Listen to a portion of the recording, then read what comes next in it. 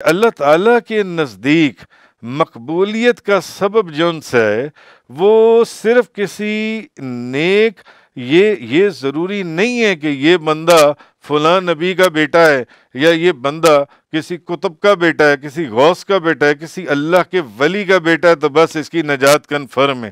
نہیں، ہرگز ایسا نہیں ہے۔ صرف کہ یہ کسی نیک بزرگ کی اولاد میں سے ہے اور اعمال صالحہ اس کے پاس ہوں ہی نہ ہو، شراب پیتا ہو، چوری کرتا ہو، رشوت لیتا ہو، ڈاکہ ڈالتا ہو، جھوٹ بولتا ہو، ماں باپ کا نافرمان ہو، یا ہر طرح کی برائی اس کے اندر اس کے وجود کے اندر ہو، مگر نہیں، یہ تو جناب فلانی اللہ کے ولی، فلانی درگاہ کے فلانے بزرگ کی اولاد میں سے یہ تو بخشا ہوا ہے۔ نہیں، اگر ایسا بخشا ہوا ہونا ہوتا تو پھر حضرت نوح علیہ السلام کا بیٹا بخش دیا جاتا، نہیں بخشا گیا۔ اللہ کے عذاب کے اندر اس کو بھی دفن کر دیا گیا، ختم کر دیا گیا جون سے، بہا دیا گیا جون سے۔ تو اصل چیز یہ ہے، تو وہ ایسا نہیں ہے کہ اس کو کسی بزرگ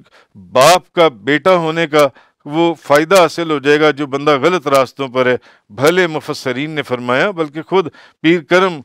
شاہ صاحب انہوں نے یہ لکھا ہے اپنی تفسیر کے اندر، خواہ وہ باپ حضرت نوح علیہ السلام جیسا عظیم المرتبت نبی ہی کیوں نہ ہو، اس کے بیٹے کو نجات نہیں ہوگی، ان کے بیٹے کو، جب تک کہ اس کے اعمال صالحہ نہیں ہوں گے اور اس کے اعمال ایسے نہیں ہوں گے جو بخشش والے ہوں۔ تو اللہ تعالیٰ کے نزدیک نجات اور ترقی، وہ لکھتے ہیں کہ اس کی ترقی اور درجات کا جو دار و مدار ہے وہ یا تو ایمان ہے، اعمال صالحہ ہیں۔ یہ نہیں ہے کہ یہ فلانے بزرگ کی اولاد ہے، فلانے ولی اللہ کی اولاد ہے تو یہ جون سا جو مرضی کام کرتا پھرے، یہ کبوتر اڑاتا رہے، یا شراب پیتا رہے، یا جوئے کھیلتا رہے اور روزے نہ رکھے تو یہ بخشا جائے گا، جو نہیں، ایسی چیز نہیں ہے۔ تو اصل چیز یہ ہے کہ جو لوگ اس گھمنڈ کے اندر غلط راستوں کے پر چلتے ہیں کہ میں تو فلانے بزرگ کی اولاد ہوں، یہ ان کی بدبختی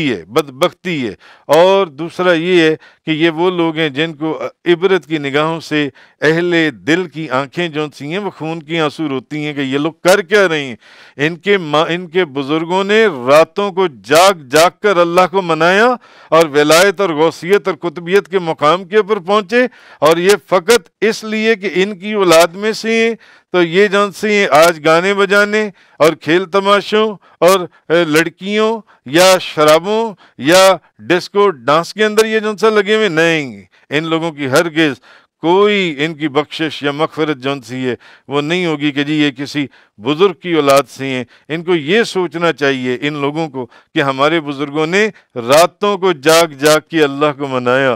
وہ جو ہزاروں تسبیحاں پڑھتے تھے، درود پاک کی، قرآن کی تلاوت کرتے تھے، قرآن پڑھتے تھے، قرآن پڑھاتے تھے، قرآن سمجھتے تھے، قرآن سمجھاتے رہے ساری زندگی، انہوں نے یہ جو محنتیں کی ہیں اپنے اعمال، نیک اعمال کی وجہ سے اللہ سے یہ جون سا مقام پایا ہے، تو ان کی اولادوں کو یہ زیب نہیں دیتا کہ وہ یہ سمجھیں کہ فقط کسی بزرگ کی اولاد ہونے کی بنسبت۔